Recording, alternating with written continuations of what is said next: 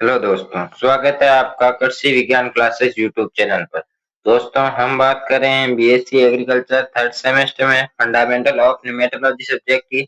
इस सब्जेक्ट में हमने काफी टॉपिक पर चर्चा कर ली है और आज जो हमारा टॉपिक रहने वाला है वो रहने वाला है मेथड्स ऑफ निमेटोड मैनेजमेंट। यानी जो निमेटोड मैनेजमेंट है, इसकी हमारी एक क्लास हो चुकी है जिसमें हमने फिजिकल और कल्चर मतलब जो मेथड होते हैं उनके बारे में हमने चर्चा की थी।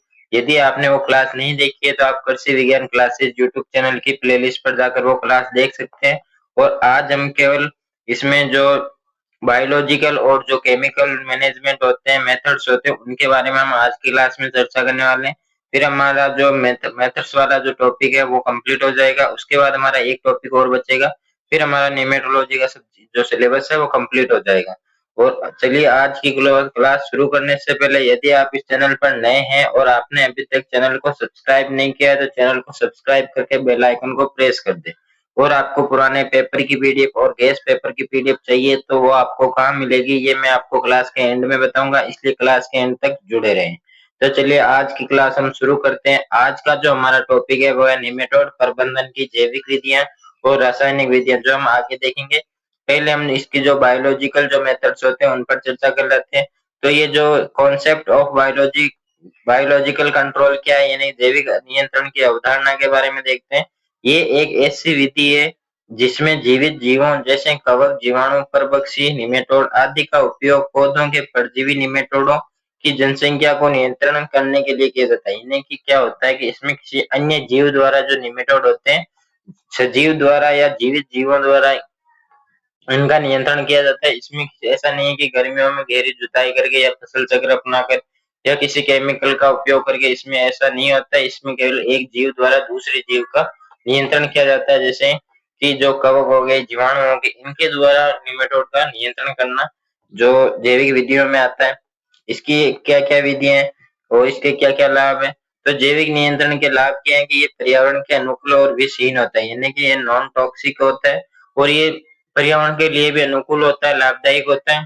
टिकाऊ और दीर्घकालीन प्रबंधन होता है, यानी कि ये टिकाऊ होता है और दीर्घ लंबे समय तक इसका जो प्रबंधन का जो प्रभाव होता है वो दिखाई देता है। कोई रासायनिक अवशेष नहीं होता है। और जैविक नियंत्रण के कारकों के प्रकार देखें थे कि इसके कौन कौन से कारक होते हैं, जिसमें सबसे पहले आता है कवक यानी फंगस। ये कवक निमेटोड के अंडों और किशोरों और वयस्कों पर परजीवी बनते हैं, यानी जो एक होते हैं या जो जुवेनाइल्स या एडल्ट्स जो निमेटोड होते हैं उन पर ये कवक जो होते हैं वो परजीवी के रूप में रहते हैं। पेसिलोमाइसिस लीलासिनस मेलिडोगाइन प्रजाति के अंडों पर परजीवी बनता है, यानी कि जो कवक होता है वो पेसिलोमाइसिस और लीलासिनस मेलिडोगाइनी के जो प्रजाति के जो निमेटोड होते हैं उन पर परजीवी के रूप में रहता है। और पोकोनिया, क्लेमाइडोस्पोरियासिस्ट और रूट नॉट निमेटोड के अंडों पर परजीवी रहता है। ये आपको दोनों को नाम याद रखने कि किसके अंडों पर परजीवी रहता है और रूट नॉट निमेटोड के अंडों पर परजीवी, यानी जो कवक है वो किस कौन कौन से स्पीशीज या प्रजाति के जो निमेटोड होते हैं उनके अंडों पर परजीवी के रूप में रहता है, ये आपको नाम याद होने चाहिए। और ऑर्थोबोट्रिस प्रजाति निमेटोड को पकड़ने वाले कवक होते हैं। फिर आता है बैक्टीरिया यानी कि जीवाणु। पेस्ट यूरिया, पेनिट्रॉन्स, मेलिडोगाइन के अनिवार्य परजीवी होते हैं। और bacillus frames, bacillus subtilis nematode के प्रति विरोधी होते हैं, यानी कि ये आपको नाम याद रखने इनके जो कौन कौन सी जो प्रजातियों के निमेटोड के बैक्टीरिया परजीवी होते हैं ये भी आपको याद रखना है। फिर आते हैं निमेटोड खाने वाले निमेटोड, यानी कि निमेटोड कोई कौन कौन से ऐसे निमेटोड जो निमेटोड को खाते हैं। तो उनका जो पहले आता है परभक्षी निमेटोड, पौधों के परजीवी निमेटोडों को खाते हैं। और मोनोनकस प्रजाति अन्य निमेटोडों का सक्रिय शिकार करती है, यानी कि ये एक निमेटोड की प्रजाति है मोनोनकस। जो अन्य जो निमेटोड होते हैं जो कि मेलिडोगाइनी प्रजाति के जो निमेटोड हो गए और भी जैसे पेंटिलेंकस जो हमने पढ़ा था पीछे, घाव वाले जो निमेटोड होते हैं उनका ये शिकार करते हैं। फिर आता है अर्बोस्कुलर माइक्रोहीजर फंगिसाइड, यानी कि जो ये पौधे के सेहत को बेहतर बनाते हैं और परोक्ष रूप से निमेटोड संक्रमण को कम करते हैं, यानी कि जो पौधा होता है उस पर ये निमेटोड के संक्रमण या इन्फेक्शन को कम करते हैं, उनका प्रबंधन करते हैं। और फिर हम देखते हैं व्यावसायिक उत्पाद या फॉर्मुलेशन, यानी बायोनेम, इकोनेम, नेमाउट बाजार के लिए में उपलब्ध जैव कीटनाशक फॉर्मुलेशन है। और फिर आता है जैविक नियंत्रण कारकों की कार्य प्रणाली, यानी कि ये किस तरह से कार्य करते हैं। तो सबसे पहला आता है अंडों पर परजीवी बनना, यानी कि कुछ ऐसे जो जैविक नियंत्रण में अन्य जो जीव होते हैं वो अंडों पर परजीवी के रूप में रहते हैं। निमेटोड को जाल में फंसाना, यानी जाल बनाकर निमेटोड को फंसाया जाता है, फिर उन जीवों द्वारा उनका शिकार कर लिया जाता है। विषाक्त पदार्थों का उत्पादन, यानी ऐसे भी बहुत से जो जैविक नियंत्रण में ऐसे जीव आते हैं जो विषैला पदार्थ उत्पादन करते हैं, जिससे निमेटोड की मृत्यु हो जाती है। भोजन और स्थान के लिए प्रतिस्पर्धा, यानी कि भोजन और जो स्थान होता है उसके लिए भी प्रतिस्पर्धा होती है, यहाँ पे लिए कर लेना। और इससे भी जो कार्य प्रणाली का एक हिस्सा है। फिर आता है इसका जो अगला आता है कि प्रयोग की विधियां, यानी कि जो जैविक नियंत्रण है उसका प्रयोग किस तरह से करते हैं या कब कब करते हैं। तो सबसे पहले बीज उपचार में या सीड ट्रीटमेंट में इसका उपयोग कर सकते हैं। सोइल एप्लीकेशन, यानी मृदा में मिला सकते हैं। रूट डिप ट्रीटमेंट, यानी जड़ों को डुबाना। और जो नर्सरी सैया होती है उसमें इनका उपचार कर सकते हैं, यानी कि जो जैसे कवक हो गए उनका आप जो बीज होते हैं उनको उपचार कर सकते हैं, मृदा में उन्हें मिला सकते हैं। जड़ों को डुबाना, यानी जड़ों को एक ऐसा जो जैसे कि ट्राइकोड्रामा का आपने नाम सुना होगा, उनका हम घोल बनाकर जैसे जड़ों को बहुत से ऐसे जो पौधे होते हैं सुषुप्त अवस्था तोड़ने में उनका उपयोग करते हैं, ऐसे घोल बनाकर हम जड़ों को उनमें डुबोकर भी उन्हें उपचारित कर सकते हैं। चुनौतियां और सीमाएं, यानी कि जो जैविक नियंत्रण में क्या क्या समस्याएं आती है, क्या क्या इसकी सीमाएं आती है। तो फील्ड में प्रभावशीलता पर्यावरणीय दशाओं पर निर्भर करती है और रासायनिक कीटनाशकों की तुलना में क्रिया धीमी होती है, यानी कि क्या होता है कि जो रासायनिक कीटनाशक होते हैं उनसे क्या होता है कि निमेटोड जल्दी कंट्रोल में आते हैं, और लेकिन जो जैविक नियंत्रण होता है उसमें धीरे धीरे कंट्रोल में आते हैं, समय ज्यादा लगता है। और रासायनिक नियंत्रण में ये जल्दी से निमेटोड जो कंट्रोल कर सकते हैं हम इनका। ये हमारे तो जो जैविक जो बायोलॉजिकल जो मेथड्स थे वो यहाँ पे कंप्लीट होते हैं। अब हम रासायनिक जो मेथड्स होते हैं उन पर चर्चा करेंगे। आई होप आपको ये जो मेथड्स थे बायोलॉजिकल वो आपको अच्छे से समझ में आए होंगे। चलिए अब हम सूक्ष्म कर्म सूक्ष्म कर्मियों यानी निमेटोड के रासायनिक नियंत्रण के तरीके, यानी कि जो निमेटोड होते हैं उनके रासायनिक तरीके नियंत्रण किस तरीके से कर सकते हैं या किस तरह से कर सकते हैं। तो रासायनिक विधियों में कृत्रिम रसायनों यानी निमेटिसाइड्स का उपयोग करके पौधों में या मृदा में पाए जाने वाले परजीवी निमेटोड को नष्ट या नियंत्रित किया जाता है। जब निमेटोडों की संख्या में त्वरित कमी आवश्यक होती है तब इनका उपयोग किया जाता है, यानी कि जो निमेटोड होते हैं इनका जो नियंत्रण है, जो हम रासायनिक नियंत्रण करते हैं तो इनमें निमेटोडों को नष्ट कर दिया जाता है या उन्हें नियंत्रित किया जाता है। और जब इनकी जो संख्या होती है वो तेजी से कम हो रही हो या तेजी से कमी होने की आवश्यकता हो, इन्हें तेजी से बढ़ रही है, पौधे को बहुत नुकसान कर रही है, लेकिन उनकी संख्या को तेजी से हमें कम करना है, तो उसके उस समय आपको जो रासायनिक तरीके होते हैं या रासायनिक नियंत्रण के तरीके होते हैं वो अपनाने चाहिए और वहां पे अपनाए जाते हैं। इसके जो निमेटिसाइड्स के प्रकार, यानी कितने प्रकार का होता है, दो प्रकार का होता है। एक तो होता है वाष्पशील रसायन, यानी जिससे वाष्प निकलती है, और एक होता है गैर वाष्पशील जिससे वाष्प नहीं निकलती है। जिसमें सबसे पहले आता है वाष्पशील रसायन, जो मृदा में डालने के बाद वाष्प बनकर निमेटोड को मारने वाला रसायन होते हैं। यानी जब आप इनको मृदा में मिलाते हैं तो उनसे जो वाष्प निकलती है तो उस वाष्प से इन निमेटोडों का मर जाते हैं या इनका नियंत्रण किया जाता है। उसके उदाहरण होते हैं मिथाइलोब्रोमाइड, क्लोरोप्सिरीन और डीडी मिक्सचर, यानी ये इसके तीन उदाहरण हैं जो आपको याद रखने हैं कि आपसे ऐसे एमसीक्यू में पूछा जा सकता है कि निम्न में से वाष्पशील रसायन का उदाहरण है, तो एक अलग दे देगा और तीन ये दे देगा, तो या नहीं है ऐसा भी पूछा जा सकता है।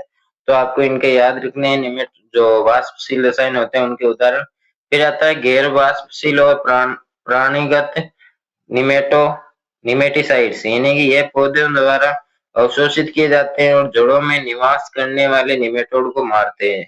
इसके उदाहरण क्या है, कार्बोफ्यूरॉन, एल्डिकार्ब, ऑक्सिमाइल और फोरेट, यानी ये इसके चार उदाहरण है, उसके तीन उदाहरण थे, तो आपको ये उदाहरण आपको विशेष तौर पर याद रखने। फिर आता है कार्य करने की विधि, यानी कि जो रासायनिक जो केमिकल होते हैं उनका कार्य करने की विधि क्या है कि न्यूरॉन प्रणाली या अथवा चयापचय क्रियाओं को बाधित करते हैं, यानी कि जो मेटाबॉलिक जो प्रोसेस होती है निमेटोड में, यानी कि जो श्वसन क्रिया होगी, पाचन क्रिया होगी, उनको में उन्हें प्रभावित करते हैं।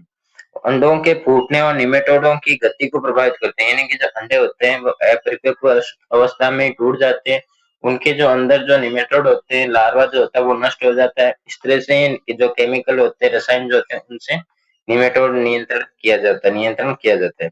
उपयोग की विधियां क्या क्या है, जिसमें सबसे पहला आता है सॉइल एप्लीकेशन, यानी मृदा में मिलाना जिससे वाष्प बनती है।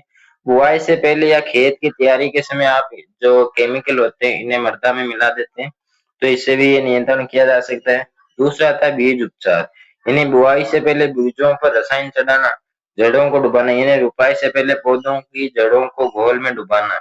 जिससे क्या होता है कि जो कीटनाशक होते हैं या जो सॉरी जो निमेटोसाइड्स जो होते हैं, जैसे कि जो हमने पीछे उदाहरण भी देखे थे, जो फोरेट हो गया, जो अन्य और भी थे, उन वो क्या करते हैं, उनका घोल बनाकर यदि हम जड़ों को उसमें डुबोते हैं तो उससे जो भी निमेटोड होते हैं, निमेटोड संक्रमित जो जड़ें होती है वो नष्ट हो जाती है, उनमें जो निमेटोड होते हैं वो।